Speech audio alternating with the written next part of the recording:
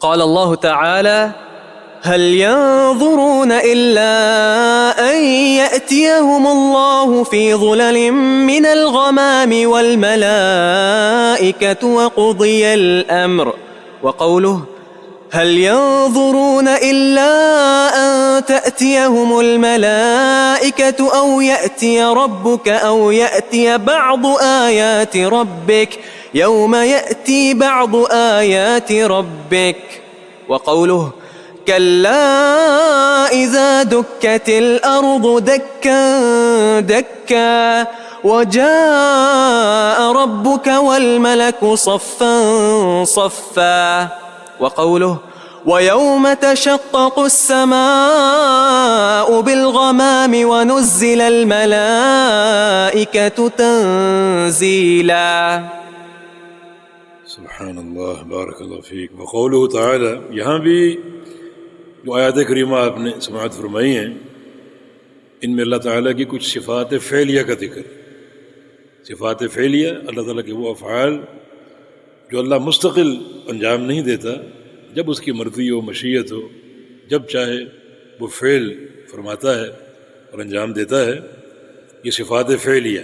فرمایا کہ هل ينظرون الا ان يأتيهم الله في ظلال من الغمام. یہاں ينظرون بمعنی ينتظرون، کیا یہ لوگ انتظار کر رہے ہیں کہ اللہ ان کے پاس آئے بادلوں کے سائے میں؟ بالملائکہ، اور فرشتے بھی آئیں. بقضی الامر، اور ان کا فیصلہ کر دیا جائے اور کام تمام کر دیا جائے.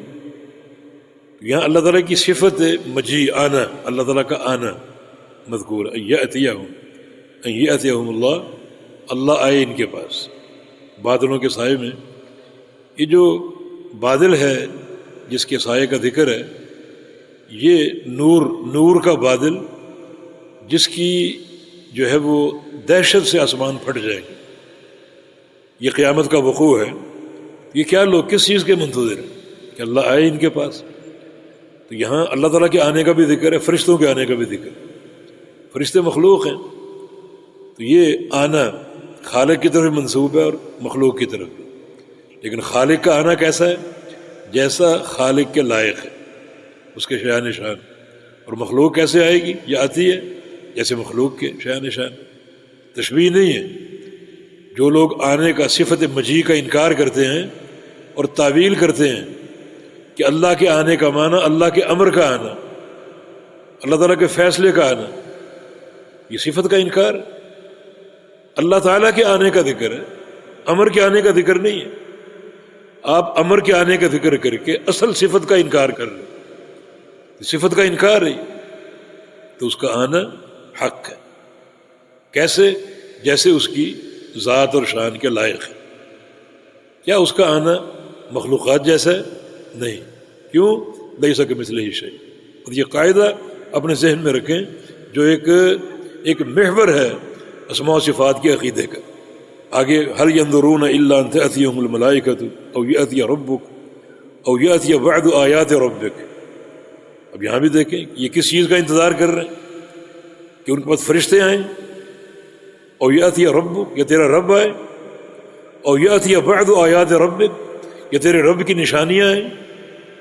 فرشتوں کا آنا قبض ارواح کے لیے، ان کی روح قبض کرنے کے لیے. یہ مان نہیں رہے، حق کو قبول نہیں کر رہے. کس چیز کا منتظر؟ کہ فرشتے ان کی روح قبض کر لیں سب کی، اور قیامت قائم ہو جائے. ان فرشتے آئیں، اور یأتی رب، یا تیرا رب آئے. فرشتے کیوں آئے؟ قبض ارواح کے لیے، روحیں قبض کرنے کے لیے. اللہ کیوں آئے؟ فصل قضاء کے لیے، فیصلہ کرنے کے لیے اپنے بندوں کے درمیان. اور یأتی بعض آیات ربک، یا تیرے رب کی کوئی نشانی آ جائے.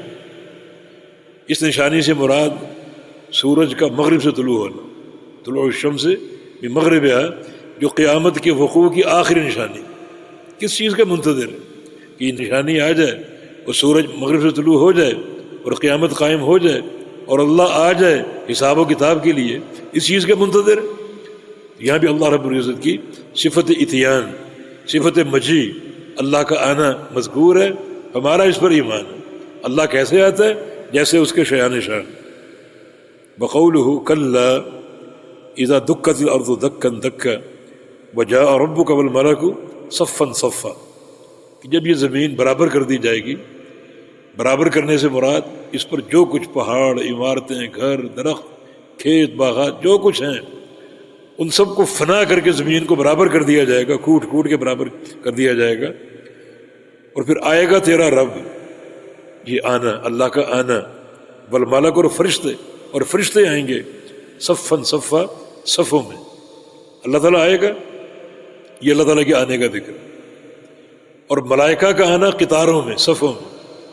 بعض احادیث سے جو علماء تفسیر نے ذکر کی ہیں کہ ہر آسمان کے فرشتے ایک صف میں ہوں گے، 7 آسمان ہیں، 7 صفوں میں یہ فرشتے آئیں گے، اللہ تعالیٰ آئے گا، کیوں؟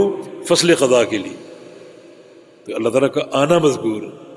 لیکن جو ملحد ہیں، شقی قسم کے لوگ، اس صفت کا انکار کرتے ہیں کہ آنا تو مخلوق کا کام ہے، یہ مشابہت لازم آئے گی، حالانکہ جو اصل چیز قابل غور ہے اس کو لوگ فراموش کر دیتے ہیں کہ تنہائی میں بیٹھ کر یہ سوچو کہ اللہ تعالیٰ کیوں آئے گا، اللہ تعالیٰ کیوں آئے گا حساب و کتاب کے لیے، اس مرحلے کی تیاری کرو، نہ کہ اس صفت کا انکار کر کے نسوخ کو مسخ کرنے کی کوشش کرو۔ بقولہ ویوم تشقق السماء بالغمام، اس دن پھٹ جائیں گے آسمان بالغمام، بادلوں کے ذریعے، وہی بادل نور کے بادل، یہ آسمان اتنے شدید ہیں لیکن ان بادلوں کے نور کو برداشت نہیں کر سکیں، ان کی تاب نہیں لا سکیں گے، آسمان ٹکڑے ٹکڑے ہو جائیں گے، ونزلت الملائکۃ تنزیلا، اور فرشتے اتارے جائیں گے، فرشتے اتارے جائیں گے، تو آسمان کی ٹوٹ پھوٹ اور فرشتوں کا اترنا سرزمین حشر پر، اس کے بعد جو مرحلہ اللہ تعالیٰ کے آنے کا، وہ یہ صفت مجیء، اللہ تعالیٰ کا آنا جو کہ حق ہے اور کتاب و سنت سے ثابت ہے، ہمارا اس پر ایمان۔ ابن قیم فرماتے ہیں کہ اللہ تعالیٰ کا آنا نصوص میں جہاں بھی مذکور ہے وہ 2 صورتوں کے ساتھ، 2 طریقوں سے، 2 اسالیب سے۔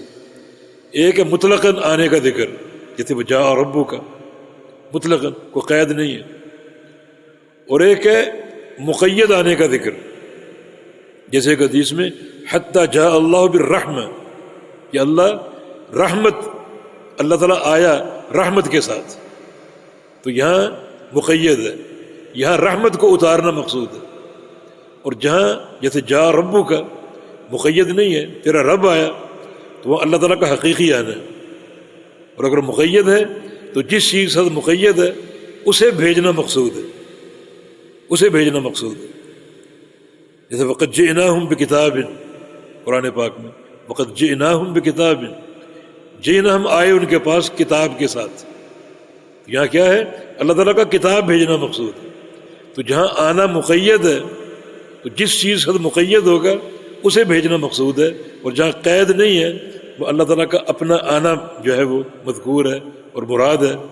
اللہ تعالیٰ کی آنے کی صفت اتیان اور مجیء حق ہے، ہمارا اس پر ایمان ہے، کسی تشبیہ کے بغیر، کسی تعطیل اور تعویل کے بغیر ہمارا اس پر ایمان ہے، جیسا اللہ کے شیان شان ہے ویسا ہی وہ آتا ہے اور ویسا ہی وہ آئے گا۔ جی